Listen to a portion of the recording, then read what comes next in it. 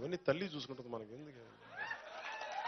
జగజ్జనని, విశ్వమాత, విశ్వజనని, ఎవరిని ఎలా ఉంచాలో ఆవిడ ఆ తల్లి చూసుకుంటుంది. మన పని ఏంటి? మన పని చేసుకుంటాం. ఎందుకంటే మనం ఎవరికి ఏం చేయక్కర్లే, మనం చూస్తూ ఉంటే చాలు.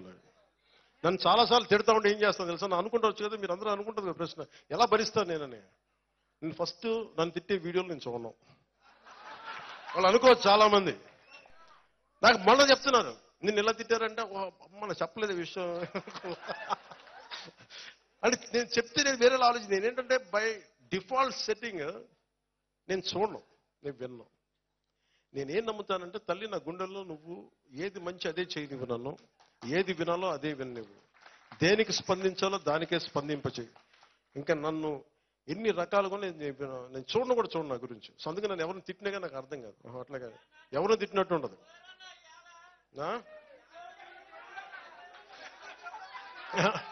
అలాగా ఈరోజు మనకున్నది 5 సంవత్సరాలు. దాంట్లో దాదాపు ఒక నెల అయిపోయింది. ప్రతిరోజు ప్రతి గంట చాలా కీలకం. నాకు ఇలా ప్రతిసారి కలవటం కంటే కూడా నాకు పని చేస్తే మీ జీవితాల్లో మార్పు తీసుకురాగలుగుతాయి. అలాగే జన సైనికులందరికీ చెప్తున్నాను, ముఖ్యంగా యువతకి చెప్తున్నాను, అమ్మ మిమ్మల్ని ఎక్కడ మర్చిపోతాను తల్లి, మీరు నా మీద కోపపడతట్లా. తల్లి లేకుండా నా పదం ప్రయోగం ఉంటుందా? జనసేన అంటే ముందు మీ పేరే చెప్తాను తల్లి.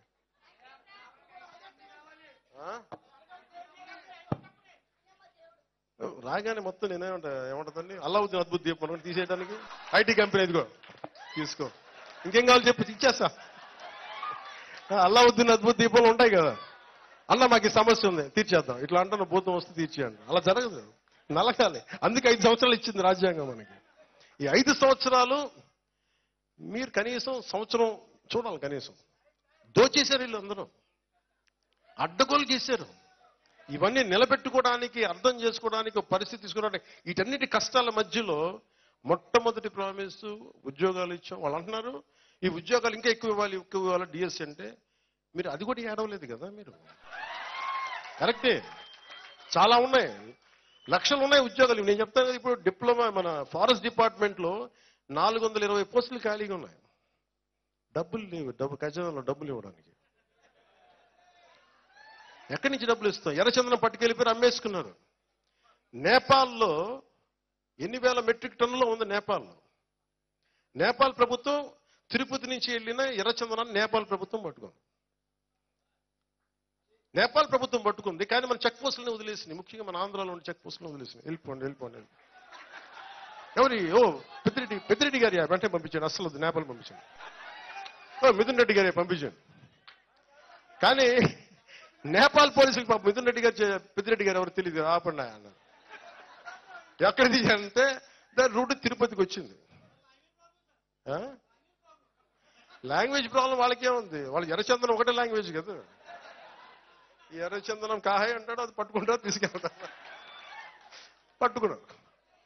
పట్టుకుని ఇప్పుడు ఆ ఫైల్ నా దగ్గరికి వచ్చింది. దాన్ని ఏమంటారు, ఎర్రచందనాన్ని ఇక్కడ తీసుకురావాలి, ఏం చేయాలంటే దానికి ఏదో పెట్టి దాని గురించి కింద మీద పడుతున్నాం, తీసుకురావడానికి ఒక ప్రయత్నం చేస్తున్నాం. ఇవన్నీ మీరు చూడండి, ఇప్పుడు దాకా తెలియదు కదా మీకు. అంటే ఒక ఎర్రచందనం మనకి నేపాల్లో పట్టుబడింది అంటే మీకు ఎంత అలసత్వంగా ఉన్నాయి చెక్ పోస్టులు. మీరు అక్కడి నుంచి తీసుకొచ్చి ప్రతి చోట పోలీస్ చెక్ పోస్టులు ఉంటాయి. నువ్వేం తీసుకెళ్తావు జేబులు, మనకి ఎన్నిసార్లు మనకి ఎలక్షన్ కమిషన్ టైంలో మనకి అడుగుతారు. అలాంటిది ఎర్రచందనం అంటే ఎంత, ఎన్ని వేల మెట్రిక్ టన్నులు, ఎన్ని లారీలు వెళ్ళాలి. అన్ని లారీలు చాలా సునాయాసంగా వెళ్ళిపోయింది నేపాల్ దాకా. అంటే మీకు ఆ స్థాయిలో ఉంది దోపిడీ. కరెక్ట్, సినిమాలు తీయచ్చు, కానీ ఒక అడవిని కొట్టి ఒక చెట్టుని పెంచడం ఎంత కష్టమో మీకు తెలుసా? మనందరికీ తెలుసు. అది కొట్టే వాళ్ళకి తెలియదు అది సంగతి. ఒక చెట్టు కొడితే 25 చెట్లు నాటాలని అరణ్య సూక్తం చెప్తూ ఉంటుంది. ఆ చదువులు చదివితే కదా, ఆ విజ్ఞానం ఉంటే కష్టం తెలుస్తుంది.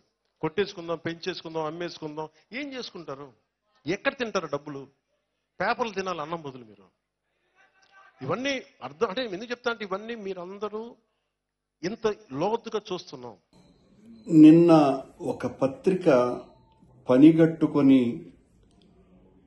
మాజీ మంత్రివర్యులైనటువంటి రామచంద్రారెడ్డి గారి మీద ఒక పెద్ద అబద్ధపు కథనం అల్లింది.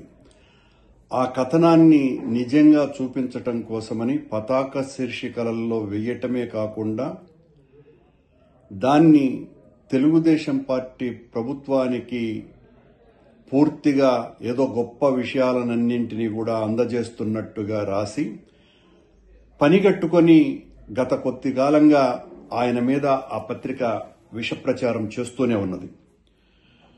రామచంద్రారెడ్డి గారు ఏ రకంగానూ కూడా అటవీ భూములను ఆక్రమించకుండా లేకపోయినప్పటికీ కూడా ఉద్దేశపూర్వకంగా మేము ఏమి రాసినా చెల్లుతుంది, మేము ఏం చెప్పినా కూడా నడుస్తుంది అన్నటువంటి ఒక గట్టి నమ్మకంతో ఆయన మీద ఉన్నటువంటి కోపము దుగ్ధతోటి వైఎస్ఆర్ కాంగ్రెస్ పార్టీ మీద, జగన్మోహన్ రెడ్డి గారు మా నాయకుడి మీద, మా మీద, అందరి మీద ఈ రకంగా ప్రభుత్వం ఈనాడున్నటువంటి ప్రభుత్వం చేయాల్సినటువంటి మంచి చేయకుండా ఇలా వైఎస్ఆర్ కాంగ్రెస్ పార్టీ పాలన అంతా కూడా అరాచకమే జరిగింది అని ఇంకా ప్రజల్ని నమ్మించాలా అనేటువంటి ప్రచారంలో భాగంగానే ఈ రకంగా రామచంద్రారెడ్డి గారి మీద ఆ విషం చిమ్మింది. రామచంద్రారెడ్డి బేసిక్ గానే ఆయన ఈ రకమైనటువంటి అరాచకాలకి, ఆక్రమణలకు పూర్తి వ్యతిరేకమైనటువంటి వ్యక్తి. వైఎస్ఆర్ కాంగ్రెస్ పార్టీలో ఒక ప్రధానమైనటువంటి భూమికను పోషిస్తున్నటువంటి వ్యక్తి. రామచంద్రారెడ్డి గారిని దెబ్బతీస్తే వైఎస్ఆర్ కాంగ్రెస్ పార్టీని మరింత దెబ్బతీయొచ్చును అనేటువంటి ఆలోచనతోనే ఈ రకమైనటువంటి కుట్రలు కూటమి ప్రభుత్వం చేస్తున్నది. ఒకవైపు కూటమి ప్రభుత్వము, మరోవైపున వీళ్లను మోసేటువంటి ఈ ప్రచార ప్రసార మాధ్యమాలు పనిగట్టుకొని ఈ రకంగా మా పార్టీ నాయకులందరి మీద ఈ విషవాయువులు చిమ్ముతూ మీరు చేయాల్సినటువంటి ప్రజలకు ఇచ్చినటువంటి వాగ్దానాలను నెరవేర్చకుండా మా మీద విషం చిమ్మి బ్రతకాలని చూస్తే ప్రజలు ఏమాత్రం కూడా హర్షించరు. రామచంద్రారెడ్డి గారు ఆ కడిగిన ముత్యంలాగా మీరు ఏ రకమైనటువంటి విచారణ చేసుకున్నా కూడా ఆయన బయటికి వస్తాడు. నిన్న ఆయన ఛాలెంజ్ కూడా చేసినారు, నేను ఏ తప్పు చేయలేదని. దానికి పూర్తి వివరణ కూడా ఇవ్వటం జరిగింది. ఆ వివరణను మాత్రం కూడా ఆ పత్రిక ఏమాత్రం కూడా పట్టించుకోకుండా దానికి మాత్రం ఒక సింగిల్ కాలం ఐటమ్ రాసి ఒక వ్యక్తి మీద దాడి చేస్తున్నప్పుడు కనీసం ఆయన వివరణ నీవు చేసినటువంటి దాడికి సమానంగా తీసుకోవాల్సినటువంటి అవసరం, కనీసమైనటువంటి బాధ్యత, పత్రికా ప్రమాణాలని కూడా పాటించకుండా చేసినటువంటి తప్పిదం కాదు, అసలు చాలా ఘోరం చేస్తున్నాయి. తెలుగుదేశం పార్టీకి, కూటమికి మోసేటువంటి పత్రికలు, ప్రసార మాధ్యమాలు. నిజం నిలకడతో బయటికి వస్తుంది. రామచంద్రారెడ్డి గారు నిష్కల్మషంగా ఈ సంఘటన నుంచి, ఈ ఆరోపణల నుంచి బయటికి వస్తారు. తెలుగుదేశం పార్టీ మీద, కూటమి మీద మా పోరాటం ఎట్టి పరిస్థితుల్లోనూ ఆగకుండా చేస్తూనే ఉంటాం. మీ ప్రభుత్వం చేసినటువంటి వాగ్దానాలను నెరవేర్చకుండా ఈ రకమైనటువంటి ఆరోపణలతోనే మా మీద కాలయాపన చేయటానికే చూస్తున్నది అన్నది స్పష్టంగా అర్థమైపోతున్నది.